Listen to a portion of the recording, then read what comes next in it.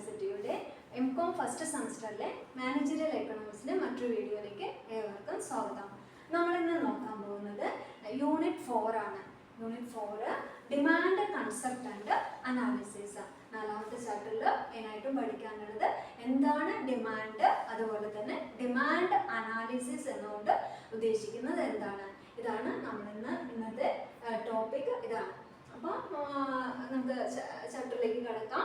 എന്താണ് demand and revenue analysis. അപ്പോൾ what is demand? എന്താണ് demand? Demand means quantity of goods consumers are willing and able to purchase. Consumers വാങ്ങാൻ willing ആയിട്ടുള്ള അല്ലെങ്കിൽ അവർക്ക് purchase ചെയ്യാൻ ഏബിൾ ആയിട്ടുള്ള ക്വാണ്ടിറ്റി ഓഫ് ഗുഡ്സിനെയാണ് നമ്മൾ എന്തെന്ന് പറയുക, ഡിമാൻഡ് എന്ന് പറയാം. അപ്പോൾ demand means quantity of goods കൺസ്യൂമേഴ്സിന് വാങ്ങിക്കാൻ വില്ലിംഗ് ആയിട്ടുള്ള അല്ലെങ്കിൽ ഏബിൾ ടു പർച്ചേസ് ചെയ്യാൻ ഏബിൾ ആയിട്ടുള്ള ഒരു ക്വാണ്ടിറ്റി ഓഫ് ഗുഡ്സിനെയാണ് നമ്മൾ എന്തെന്ന് പറയാ, ഡിമാൻഡ് എന്ന് പറയാം. അപ്പോൾ രണ്ട് കാര്യങ്ങളാണ് ഇതിൽ ആവശ്യമായിട്ട് വരുന്നത്. ഒന്ന് എബിലിറ്റി അല്ലെങ്കിൽ ആ വാങ്ങാനുള്ള കഴിവ്, പണം, അതാണ് ഫസ്റ്റ് പോർഷൻ. അല്ലെങ്കിൽ അതിനോടൊപ്പം തന്നെ എന്ത് കൂടി വേണം, വില്ലിങ്നെസ്, ഡിസയറും വേണം. അപ്പോൾ ഗുഡ്സ് വാങ്ങിക്കാനുള്ള ഒരു ആഗ്രഹം അല്ലെങ്കിൽ താല്പര്യം അല്ലെങ്കിൽ ഒരു ആവശ്യം, ആ ആവശ്യം ഡിസയർ ആണ് എന്തിലേക്ക് മാറുന്നത്, ആവശ്യത്തിലേക്ക് മാറുന്നത്. ആ ആവശ്യവും അതിനോടൊപ്പം എന്തും കൂടി വേണം, എബിലിറ്റി, പണമായിട്ട് അല്ലെങ്കിൽ പർച്ചേസിങ് പവർ, വാങ്ങിക്കാനുള്ള കഴിവ് കൂടി ചേർന്നാലേ അതെന്താവുള്ളൂ, ഡിമാൻഡ് ആവുകയുള്ളൂ. ഇനി നെക്സ്റ്റ് പറയുന്നത് effective demand and wishful demand. എന്താണ് എഫക്റ്റീവ് ഡിമാൻഡ്, എന്താണ് വിഷ്ഫുൾ ഡിമാൻഡ് എന്ന് പറയുന്നത്? ഇതില് പറയുന്ന കാര്യം, ഒരു ഡിമാൻഡ്, നമുക്കൊരു പ്രോഡക്റ്റ് ആവശ്യമായിട്ട്, ഒരു സംഗതി നമുക്ക് ആവശ്യമായിട്ട് വരുന്നുണ്ട്. അത് നമ്മൾ ആഗ്രഹിക്കുകയാണെങ്കിൽ, നമുക്ക് ആർക്ക് വേണമെങ്കിലും ആഗ്രഹിക്കാമല്ലോ. അപ്പോൾ ആഗ്രഹിക്കുകയാണെങ്കിൽ നമുക്കൊരു പ്രൈവറ്റ് ജെറ്റ് വേണമെന്ന് നമ്മൾ ആഗ്രഹിക്കുന്നു. പക്ഷെ നമുക്ക് അതിനുള്ള പണമില്ല.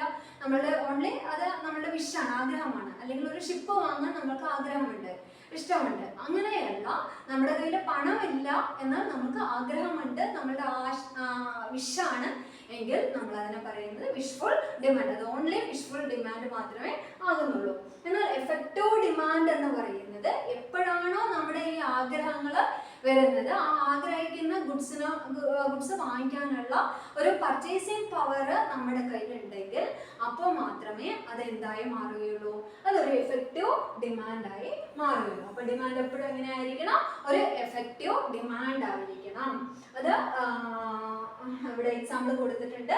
അപ്പോൾ നമുക്ക് ഇവിടെ നമ്മൾ സാധാരണ ഒരു കാർ വാങ്ങിക്കാനാണെങ്കിൽ അത് എഫക്റ്റീവ് ആയിട്ടുള്ള ഡിമാൻഡ് ആവാം. അതുപോലെ ഷൂ, ലാപ്ടോപ്പ്, ഗുഡ്സ്, അങ്ങനെ ഫുഡ് ഐറ്റം, ഇതൊക്കെ ആണെങ്കിൽ നമുക്കത് ഡിസയറും ഉണ്ട്, നമ്മളുടെ ആഗ്രഹമാണ്, നമുക്ക് അതിനോടൊപ്പം അത് വാങ്ങിക്കാനുള്ള പർച്ചേസിങ് പവറും നമുക്കുണ്ടെങ്കിൽ ഇത് അഫോർഡബിൾ ഡിമാൻഡാണ്, എഫക്റ്റീവ് ഡിമാൻഡായിട്ട് നമുക്ക് അവിടെ പറയാൻ പറ്റും.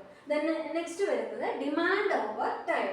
Demand is measured over specific period. ഡിമാൻഡിനെ നമ്മൾ മെഷർ ചെയ്യുന്നത് സ്പെസിഫിക് പീരീഡ് കൊണ്ടാണ്, ഒരു പെർട്ടിക്കുലർ ടൈം കൊണ്ടാണ് നമ്മൾ എന്ത് ചെയ്യുന്നത്, ഡിമാൻഡിനെ മെഷർ ചെയ്യുന്നത്.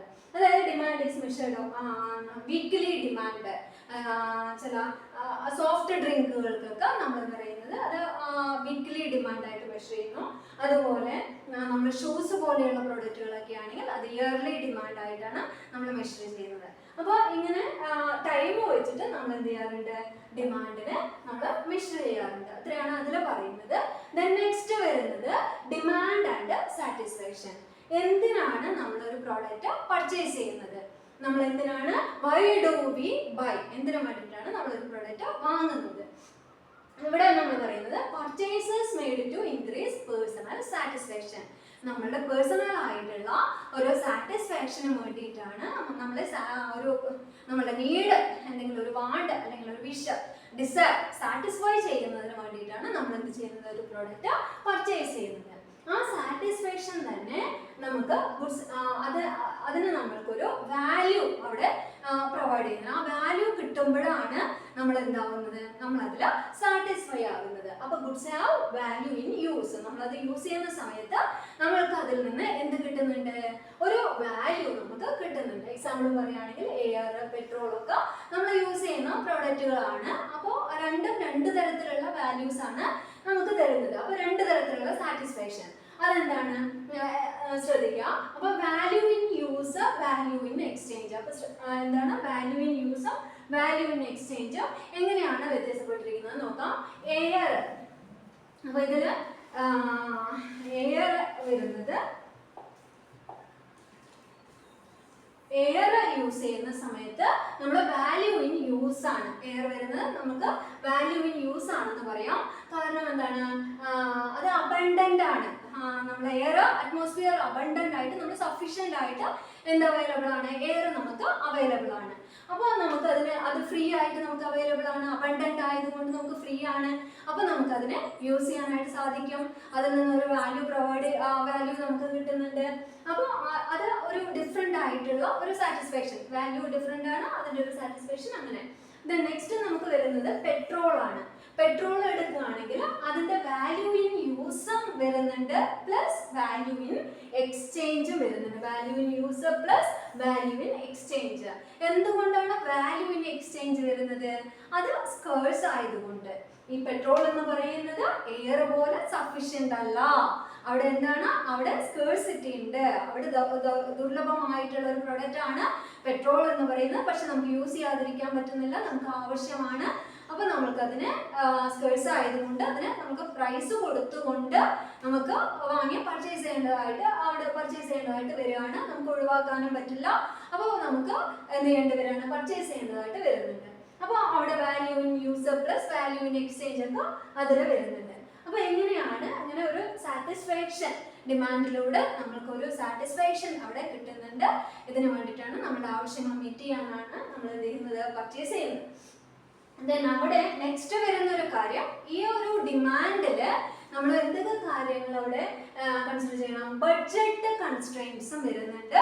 അതുപോലെ തന്നെ ഇൻകവും അവിടെ കൺസിഡർ ചെയ്തിരിക്കണം. ഓരോ കൺസ്യൂമറുടെയും ഇൻകം ഡിഫറെന്റ് ആണ്. അതുപോലെ തന്നെ അവരുടെ ബഡ്ജറ്റ് പ്രിപ്പറേഷനും ഡിഫറെന്റ് ആയിരിക്കും. അപ്പോൾ അതിനനുസരിച്ചിട്ടാണ് അവരെന്ത് ചെയ്യുക, പർച്ചേസ് ചെയ്യുക. അപ്പോൾ spending power varies, teacher versus banker. ഒരു ടീച്ചറുടെയും അതുപോലെ തന്നെ ഒരു ബാങ്കറുടെയും പർച്ചേസിങ് പവർ അല്ലെങ്കിൽ സ്പെൻഡിങ് പവർ അവിടെ വേരീസ്, മാറിക്കൊണ്ടിരിക്കുന്ന വ്യത്യാസമുണ്ട് എന്നുള്ളതാണ് ഇവിടെ പറയുന്നത്. കാരണം ടീച്ചറുടെ സാലറിയും ബാങ്കറുടെ സാലറിയും ഒരുപോലെയല്ല, ഇവരുടെ സ്കില്ല് ഒരുപോലെയല്ല, ഇവരുടെ ജോബ് ഒരുപോലെയല്ല, അവരുടെ ഇൻകം ഒരുപോലെയല്ല. അതുകൊണ്ട് തന്നെ ടീച്ചർ വാങ്ങുന്നത് കുറച്ചായിരിക്കും, ബാങ്കർ വാങ്ങുന്നത് പർച്ചേസിംഗ് പവർ അവർക്ക് കൂടുതലാണ്. അതുകൊണ്ട് അവരുടെ ഇൻകത്തിനനുസരിച്ച് അവർ കൂടുതലായിട്ട് പർച്ചേസിംഗ് പവർ അവർക്കുണ്ട്, വാങ്ങിക്കും. നെക്സ്റ്റ് വരുന്നത് ഈവൻ ദി റിച്ചസ്റ്റ് ഫേസും റിച്ചസ്റ്റ് ആണെങ്കിൽ പോലും, ഇൻകം കൂടുതലുള്ളവരാണെങ്കിൽ പോലും അവരെന്ത് സെറ്റ് ചെയ്യാറുണ്ട്, ഒരു ബഡ്ജറ്റ് അവിടെ അവര് സെറ്റ് ചെയ്യാറുണ്ട്. അപ്പൊ ആ ഒരു ബഡ്ജറ്റ് കൺസ്ട്രെയിൻസും അവിടെ നമുക്ക് ഡിമാൻഡിന് ഫേസ് ചെയ്യേണ്ടതായിട്ട് വരും. അപ്പൊ അവരെന്ത് ചെയ്യാറുണ്ട്, അവരുടെ സ്പെൻഡിങ്ങിന് ഒരു എമൗണ്ട് അവർ ഫിക്സ് ചെയ്യും. അതുപോലെ തന്നെ സേവിങ്സിന് ഒരു എമൗണ്ട് അവർ ഫിക്സ് ചെയ്യും. ദെൻ അവരുടെ ബോറോവിങ് പവർ എന്ന് പറയുന്നത് ഡിഫറെന്റ് ആയിരിക്കും.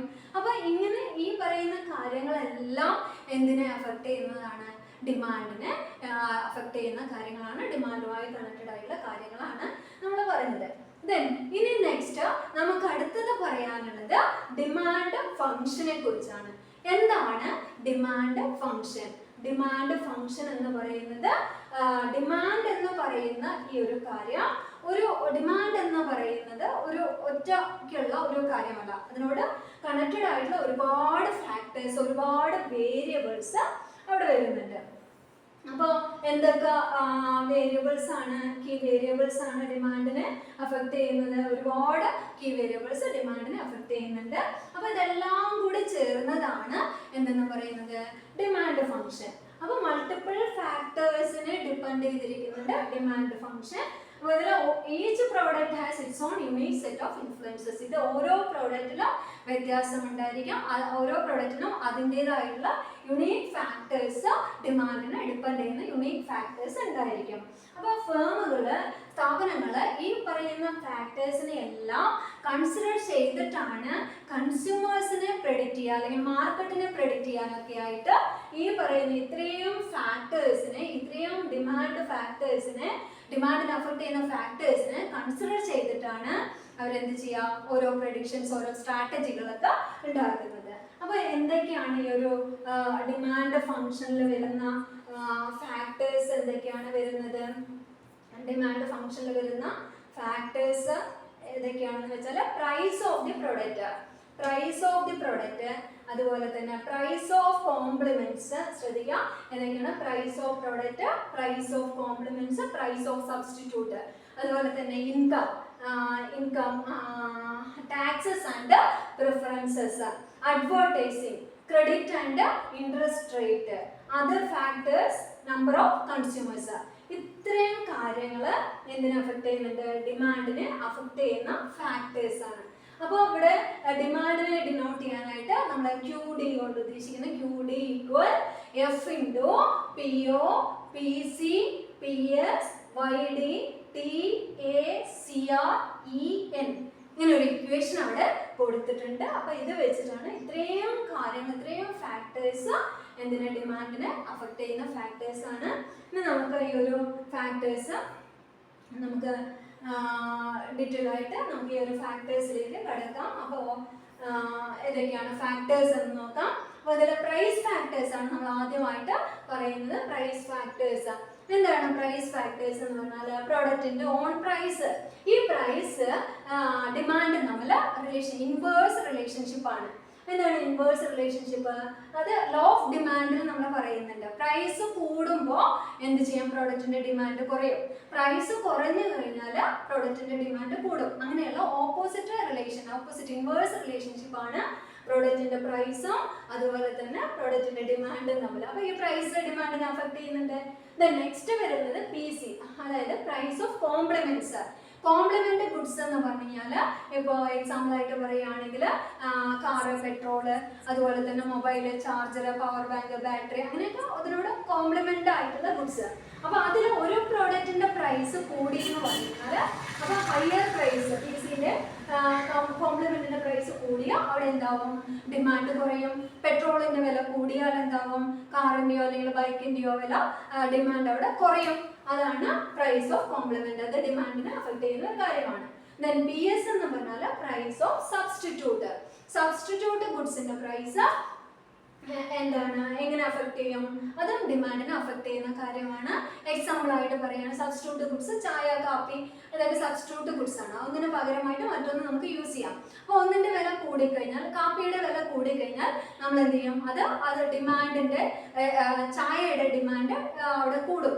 അതാണ് ഒന്നിന്റെ പ്രൈസ് കൂടിയ ഹയർ പ്രൈസ്, മറ്റൊരു പ്രോഡക്റ്റിന്റെ ഡിമാൻഡ് അവിടെ കൂടും. അങ്ങനെ ഇതെല്ലാം ഡിമാൻഡിനെ അഫക്ട് ചെയ്യുന്ന കാര്യങ്ങളാണ്. അപ്പോൾ price of own goods, price of complements, price of substitute goods. Next function വരുന്നത് ഇൻകം ആൻഡ് പ്രിഫറൻസസ്.